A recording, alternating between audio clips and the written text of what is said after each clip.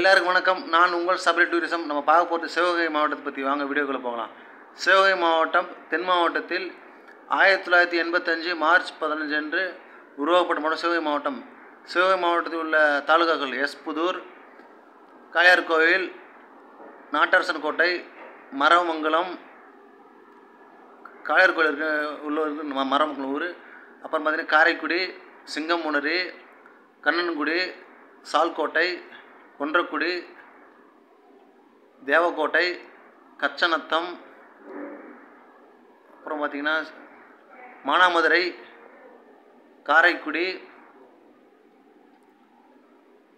போன்ற ஊர்கள். அங்கே உள்ள விவசாயம் பார்த்திங்கன்னா வேர்க்கடலை, பருத்தி, முந்திரி, தானியங்கள், அரிசி, கரும்பு, வேர்க்கடலை.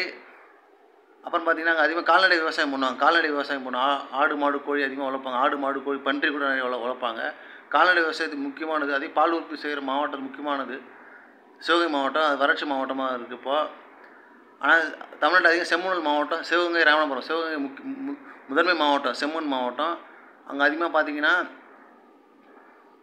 விவசாயத்தை நம்பி இருக்காங்க.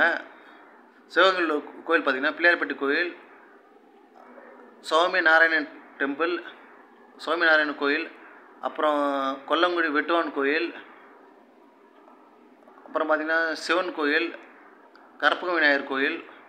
அங்கே சிவகங்கை முக்கியம் சொல்ல போனால் வேலு நாச்சியார், வெள்ளையிடம் வென்றவர் வேலு நாச்சியார், மருது பாண்டியர், சின்ன மருது பெரிய மருது. சிவகங்கை மாவட்டத்தில் அப்போது மீன்பிடி திருவிழா நடைபெறும். சிவகங்கை மாவட்டம் சிறப்புப்பெற்ற மாவட்டம். தமிழ் மாவட்டத்தில் முக்கியமான ஒரு மாவட்டம்னா சிவகங்கை மாவட்டம். யார் யார் சிவகங்கை மாவட்டமோ சிவகங்கை மாவட்டம் பிடிக்குமோ மறக்காமல் இந்த வீடியோக்கு லைக் பண்ணுங்கள், ஷேர் பண்ணுங்கள், சப்ஸ்கிரைப் பண்ணுங்கள். நம்ம சேனல் சபரி டூரிசம் 1995.